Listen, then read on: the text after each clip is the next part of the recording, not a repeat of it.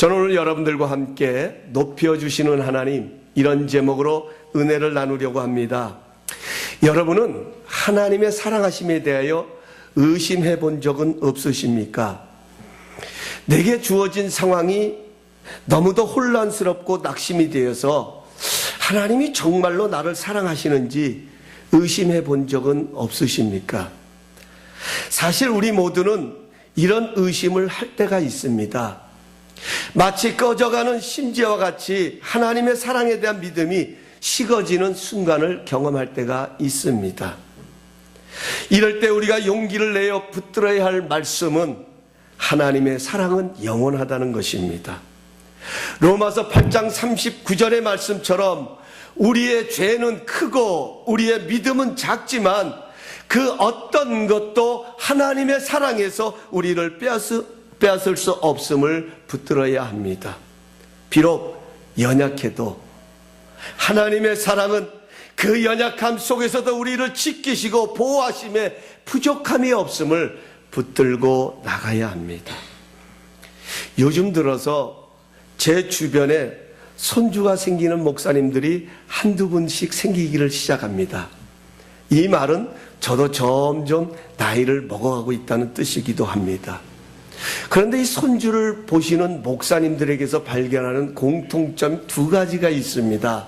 물론 많이 있겠지만 제가 발견한 공통점 두 가지는, 첫 번째로는 목사님들의 핸드폰의 바탕화면에 손주들의 사진이 있다는 겁니다.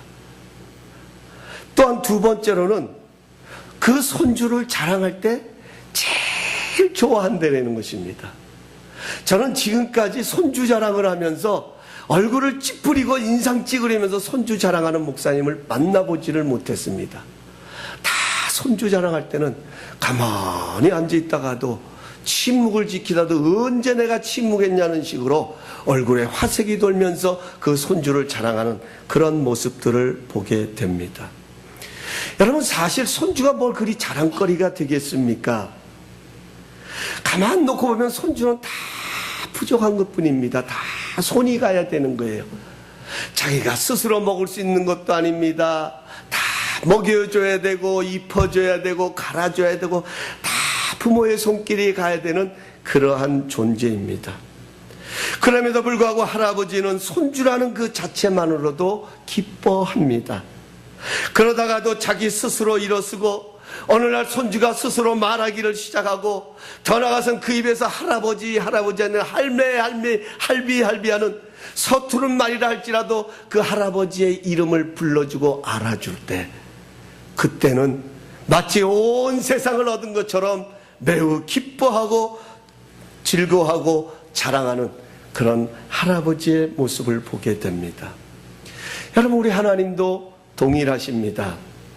하나님은요, 우리 자체로 기뻐하십니다. 우리가 하나님의 자녀라는 그 한 가지 사실만으로도 하나님은 행복해 하십니다. 내가 잘한 것도 있고 부족함도 있지만 내가 장성해가는 모습을 보시면서 하나님은 일어나 춤을 추며 기뻐하십니다.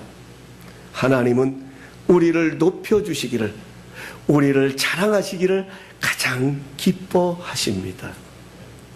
오늘 본문에 가서 보면 하나님이 높여주시는 여호와의 모습이 나옵니다. 지난주에 살펴보았던 것처럼 여호수아는 속아서 기브온과 조약을 맺었습니다. 이런 기브온 사람들이 이스라엘과 조약을 맺었다는 이 소식을 주변 국가들은 듣고 두려움에 빠집니다.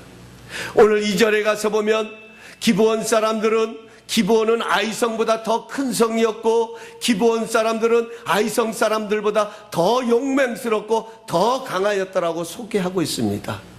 이런 기브온 사람들이 여호수아와 이스라엘과 조약을 맺었으니 여호수아에게 날개를 달아준, 더 하나의 힘을 실어준 그런 모습이 되어서 이제 아모리 족속의 5개 왕들이 연합군을 형성해서 기브온을 공격합니다. 다급해진 기브온 사람들이 길갈에 있는 여호수아에게 사신을 보내서 우리는 당신들의 종이니 빨리 올라와서 우리를 도와달라고 요청을 하게 됩니다. 사실 여호수아는 이 요청을 거절해도 됩니다. 조약의 내용처럼 가나안을 정복할 때 기브온을 공격하지 않겠다고 했던 것처럼 단순히 기브온만 공격하지 않으면 되는 것입니다. 더욱이 이 조약은 속아서 맺은 것이기에 굳이 목숨까지 걸고 싸워야 할 필요가 없습니다.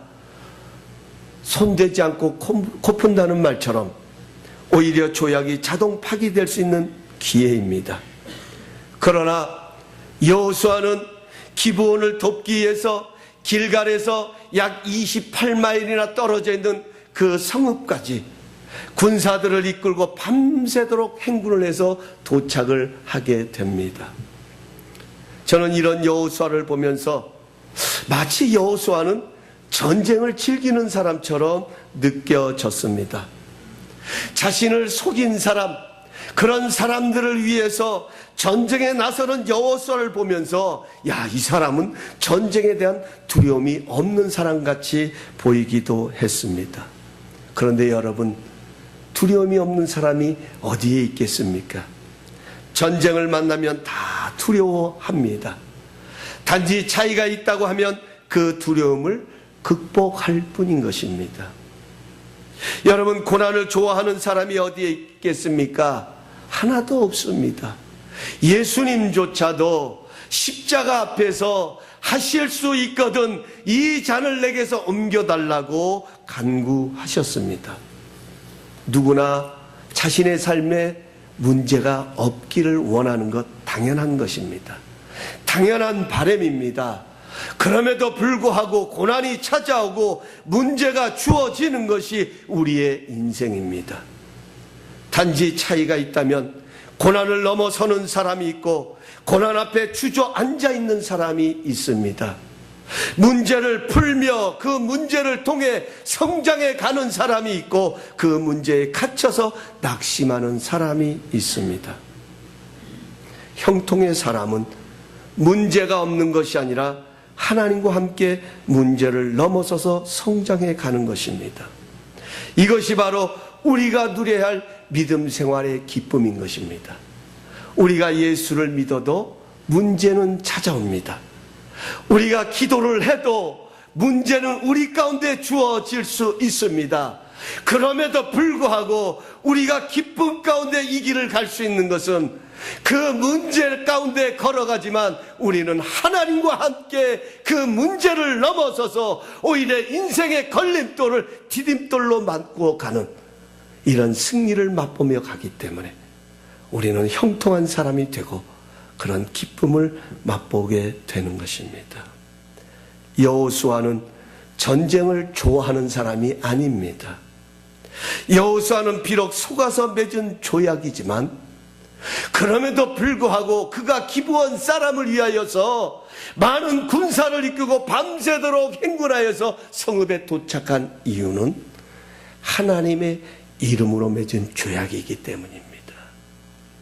이것을 소중하게 여겼습니다. 내가 당한 것을 생각하면 괘씸하잖아요. 아니, 지가 뭔데 나를 속여? 얼마나 억울합니까? 잘됐다 박수 칠 수도 있습니다. 혼나봐라 그렇게 할 수 있음에도 불구하고 여호수아가 기브온을 위해서 이렇게 행군할 수 있었던 이유는 딱 한 가지. 내가 실수로 맺은 죄악이지만 그 죄악은 하나님의 이름으로 맺은 죄악이라는 이 한 가지 사실 때문에 그는 자신의 생명까지 내어놓으면서 최선을 다합니다. 자신의 실수로 맺어진 것이지만 그 실수보다도 하나님의 이름을 더 소중히 여기셨습니다. 하나님은 바로 이런 여호수아와 함께 하셨습니다. 오늘 말씀의 핵심인데요. 8절 말씀이에요. 우리가 다시 한번 읽어보실까요? 여기 8절에 가서 보면 그때라는 단어가 있습니다. 그때에. 어느 상황을 더 강조하는 단어입니다. 그 상황이 어떤 상황이냐? 여호수아가 모든 군사와 용사와 더불어 길갈에서 올라와 그때에, 성읍에 도착한 그때에 여호와께서 여호수아에게 이르시되 그들을 두려워하지 말라. 내가 그들을 내 손에 넘겨주었으니 그들 중에서 한 사람도, 다 같이 한번 하십시다. 너를 당할 자가 없으리라. 없으리라. 한 사람도 너를 당할 자가 없을 것이다. 어떤 한 가지 문제도 결단코 너를 넘어뜨리지 못할 것이다. 사랑하는 성도 여러분, 하나님은 하나님을 높이는 사람을 높여주십니다. 하나님은 하나님을 존중히 여겨주는 그 인생을 하나님은 존중히 여겨주십니다. 이게 하나님의 복의 원리입니다. 여러분, 우리가 잘 아는 다윗이라고 하는 사람은 우리가 알고 있는 대로 양치기였습니다. 양을 치는 목동이었습니다. 그런 들에서 양을 칠 때에 사자나 맹수들이 와서 양을 물고 가는 것을 보면 그냥 두지를 못했습니다. 그래서 쫓아가서 맨손으로 사자를 때려 눕혔다라고 성경은 말합니다. 여러분, 한번 상식적으로 생각해 보십시오. 아니, 합리적으로 생각해 보십시오. 이성적으로 생각해 보십시오. 아니, 사자가 양 한 마리 물고 간다고 그 양 한 마리를 그 사자를 쫓아가서 대적한다는 것이 가능한 이야기입니까? 이것처럼 위험한 것이 어디 있습니까? 아니, 양보다도 귀한 것이 내 목숨 아닙니까? 내가 있어야 양도 지킬 수 있는 것입니다. 그럼에도 불구하고 다윗은 쫓아가서 사자를 맨손으로 때려잡았습니다. 왜 그랬을까요? 한 가지 중요한 원리가 있습니다. 왜 하나님은 다윗은 내 마음에 합한 자라고 말씀하셨을까요? 다윗은 자신이 양을 치고 있지만 지금 자신이 돌보고 있는 양은 자기의 양이 아니라 하나님의 양을 돌본다는 그런 자세로 양을 치고 있었습니다. 내 것 주면 됩니다. 내 것이라고 생각했다면 한 마리 주고 내 목숨 유지하는 것이 납니다. 그러나 다윗은 하나님의 양을 물고 가는 그것을 용납할 수 없어서 쫓아갑니다. 여러분, 이 장면이 어디서 나오냐면 골리앗을 넘어뜨릴 때 똑같은 장면이 나옵니다. 다윗이 골리앗 앞에 당당히 설 수 있었던 것은 두려움이 없었기 때문이 아닙니다. 우리가 생각하는 것처럼 다윗은 용맹스러운 사람이었기 때문도 아닙니다. 다윗이 용납할 수 없었던 한 가지 사실은 하나님의 군대를 모욕한다라는 것입니다. 이것을 다윗은 용납할 수가 없어서 너는 창과 검을 의지하여 나오지만 네가 모욕하는 하나님의 이름으로 내가 너에게 나가노라. 이 한 가지 사실을 가지고 골리앗을 대적합니다. 놀라운 사실은 공통점이 있어요. 맨손으로 사자를 쫓아가는 다윗 속에 하나님이 함께 하셨습니다. 여러분, 어떻게 사람이 맨손으로 사자를 때려잡을 수 있습니까? 혹시 제가 아직 설치는 못 해봤는데 오늘 말씀 마치고 한번 설치는 해보렵니다. 맨손으로 사자를 때려 잡은 사람이 있는지 한번 설치를 해보고 싶어요. 합리적으로, 이성적으로는 불가능한 것입니다. 그런데 성경은 분명하게 기록해 놓고 있습니다. 한 나라가 감당하지 못하는 그러한 골리앗과 같은 용맹스러운 장군이 하나의 문맷돌에, 보일까 말까는 하나의 조약돌에 힘없이 맥없이 쓰러졌다고 하는 것, 여러분, 이것은 하나님의 역사입니다. 하나님이 높여주신 것입니다. 오늘 여호수아가 바로 그런 역사를 이루고 있습니다. 하나님께서는 다윗의 손을 빌리셔서 하나님의 양을 물어가는 그 사자를 하나님이 직접 때려 눕히셨습니다. 하나님을 존중히 여기면 하나님은 우리를 존중히 여겨 주십니다. 우리를 높여 주십니다. 그것이 아무런 힘이 없는 연약한 존재랄지라도 한 가지, 하나님을 높이면 그 연약함을 들어서 강한 자를 부끄럽게 하시는 하나님의 역사심을 믿으시기 바랍니다. 이게 하나님의 은혜예요. 이게 우리가, 연약한 우리가 이 땅을 살아가면서 형통한 삶을 살아갈 수 있는 비결입니다. 오늘 본문에 그런 장면이 나옵니다. 하나님은 하나님을 높이는 여호수아를 위해서 친히 일하시는 장면이 나옵니다. 하나님은 여호수아와 이스라엘 백성보다 먼저 앞서서 아모리 족속들과 싸우고 계셨다라고 말합니다. 특별히 11절에 가서 보면 하늘에서 우박이 쏟아져 내립니다. 거기에 가서 보면 끝에 절에 이스라엘 칼에 죽은 자보다 우박에 죽은 자가 더 많았더라, 이렇게 설명하고 있습니다. 여러분, 하나님께서는 하나님의 이름을 존중히 여겼던 여호수아를 위해서, 이스라엘 백성들을 위해서 자연까지 움직이셨어요. 저 하늘의 태양까지 멈추게 하셨어요. 여러분, 과학적으로 아니 태양이 멈추면 어떻게 됩니까? 지구는 다 없어지는 것입니다. 시간이 뒤로 물러가는 것입니다. 시간이 멈추는 것입니다. 어떻게 이것이 가능합니까? 라고 물을 수 있지만 맞습니다.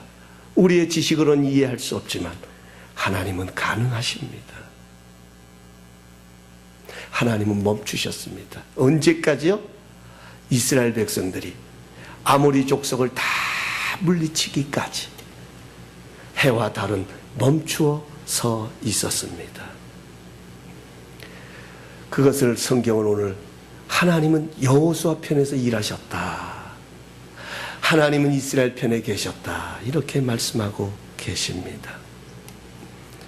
하나님이 여호수아의 편에서 일하시니까 여호수아를 당할 자가 없었습니다. 자연까지도, 모든 상황까지도 여호수아를 위해서 존재하는 것이었습니다. 사랑하는 성도 여러분, 이것이 하나님이 우리에게 주신 복인 것을 믿으시기 바랍니다.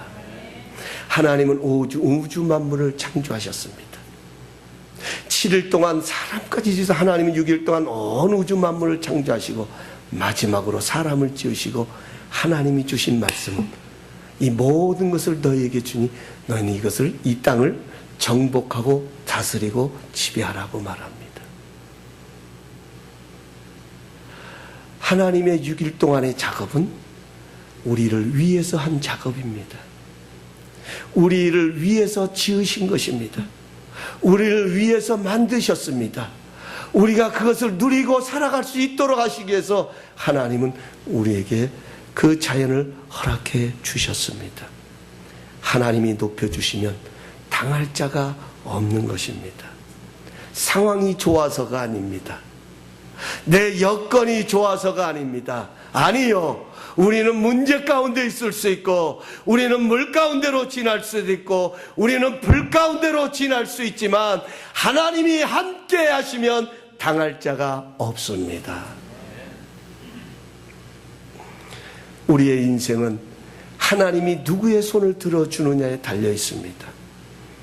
하나님이 높여주시면 당할 자가 없습니다.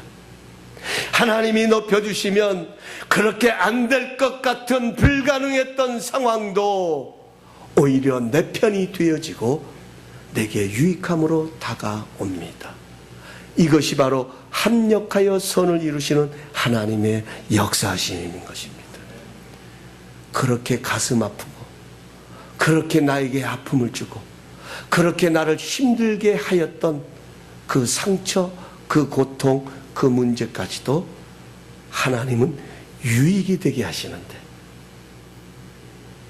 그것이 오히려 내가 성장하는 기회가 되게 하시는데, 능력이 없어서 여리고를 도르라고 하신 것이 아니라 하나님은 이스라엘 백성들의 순종을 통해서 하나님의 명령을 내 생각과 내 이성과 내 생각과는 맞지 않지만 그러나 우리를 위하여 싸우시는 그 하나님의 명령이기에 그 하나님의 명령을 존중히 여기고 귀하게 여겨서 여리고성을 돌는 그 순종의 사건을 통하여서 마지막 7째 날에 하나님은 드디어 여리고성을 무너뜨렸는데, 그 여리고성이 무너진 것은 여리고성 밖으로 무너진 것이 아니라 안쪽으로 무너진 것이 성경학자들이 연구한 결과라는 것입니다. 사랑하는 성도 여러분, 우리의 삶은 항상 우리에게 유리한 것은 아닙니다. 때로는 손해보는 것 같고 때로는 도저히 어렵게 느껴지는 것도 있습니다.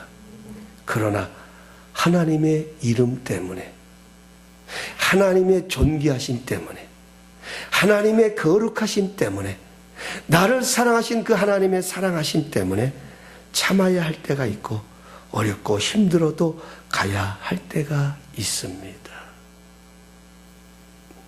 그때 하나님을 높이시면, 하나님을 존중히 여기시면 하나님은 그 인생을 존중히 여겨주십니다. 하나님이 존중히 여겨주시면, 하나님이 그 사람 편에 서 계시면 모든 자연도, 모든 상황도 그 사람을 위해서 존재하게 됩니다. 하나님은 감당치 못할 시험은 허락지 않으신다고 말씀하셨습니다. 오늘 우리는 이 말씀을 붙들고 우리의 생각을 바꿔야 합니다. 우리에게 당면한 문제는 내가 감당할 만하기에 하나님께서 주어진 것입니다. 다시 말하면 내가 더 성장할 만한 기회이기에 주어진 것입니다. 내게 주어진 상황이 어떤 상황이라도 하나님 때문에 그 상황을 대하면 하나님은 그 상황을 우리의 손에 넘겨주시겠다고 약속하셨습니다. 하나님을 높이면 그 하나님의 이름 때문에 우리를 높여주십니다. 그 말씀이 우리가 잘 아는 시편 23편 3절에 있습니다. 우리의 영혼을 소생시키시고 자기의 이름을 위하여 의의 길로 인도하시는도다. 하나님은 오늘도 하나님의 이름 때문에, 하나님의 존귀하심 때문에, 하나님의 거룩하심 때문에 자신의 백성들을 의의 길로 인도하십니다. 오늘 8절의 격려의 말씀이 여러분과 저를 향한 하나님의 격려가 되기를 간절히 축복합니다. 우리 8절 한 번만 더 읽어보십시다. 그때라는 단어를 강조해서 여러분 우리 읽으십시다. 시작. 그때 여호와께서 여호수아에게 이르시되 그들을 두려워하지 말라. 내가 그들을 내 손에 넘겨주었으니 그들 중에서 한 사람도 너를 당할 자 없으시라 하신지라. 아멘. 그렇습니다. 하나님이 내게 허락하셨다는 믿음으로 최선을 다해 도전하면 하나님은 우리와 함께 하셔서 오히려 그 상황이 합력하여 선이 되게 하시는 하나님의 역사로 우리 손에 안겨주실 것입니다. 이러한 하나님의 격려받는 성도님들 되시길 예수님의 이름으로 축복합니다. 말씀 맺습니다. 운동선수가 슬럼프를 벗어나는 방법이 뭔지 아십니까?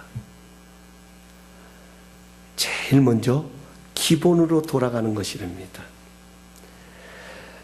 바꿔 말하면 슬럼프는 언제 찾아오느냐? 기본이 흔들릴 때 찾아오는 것입니다. 그래서 슬럼프는 운동선수에게 있어서는 기본을 더 강화시킬 수 있는 기회라고 하는 것입니다. 신앙생활도 마찬가지입니다. 오늘 우리가 만나는 상황은 신앙의 기본을 흔들어 놓기도 하지만 반대로 신앙의 기본을 더 튼튼히 하는 기회가 되기도 합니다. 우리의 신앙의 기본은 하나님의 사랑에 대한 확신입니다. 하나님의 사랑이 흔들릴 때, 우리를 향하신 하나님의 사랑이 흔들려질 때 우리의 믿음도 흔들립니다. 그러나 하나님의 사랑에 대한 확신이 있을 때 우리의 믿음도 더 강화됩니다. 하나님의 사랑은 영원한 사랑입니다. 우리가 연약할지라도, 우리가 부족할지라도 우리를 지키시고 우리를 보호하심에 부족함이 없는 사랑, 바로 그 사랑이 하나님의 사랑하십니다. 그 영원하신 하나님의 사랑을 존중히 여기는 자를 하나님은 반드시 높여주십니다. 하나님이 높여주시면 세상이 놀랄 만한 일들이 일어납니다.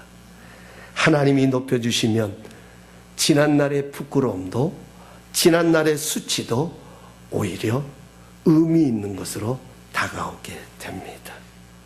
하나님을 더 존중히 여기심으로 하나님이 책임지시고 하나님이 내 편에서 일하심으로 하나님이 높여주시는 복된 인생이 되실 수 있기를 예수님의 이름으로 축복합니다.